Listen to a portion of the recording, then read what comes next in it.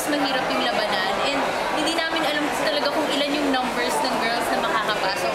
So, after I was called as 24th girl, akala ko doon na talaga end. May mga nakikita pa akong girls na sobrang gaganda.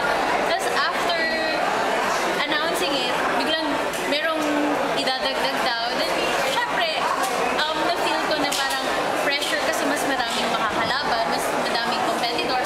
Pero at the same time, na-excite ako kasi syempre mas maraming new girls na makikilala, magiging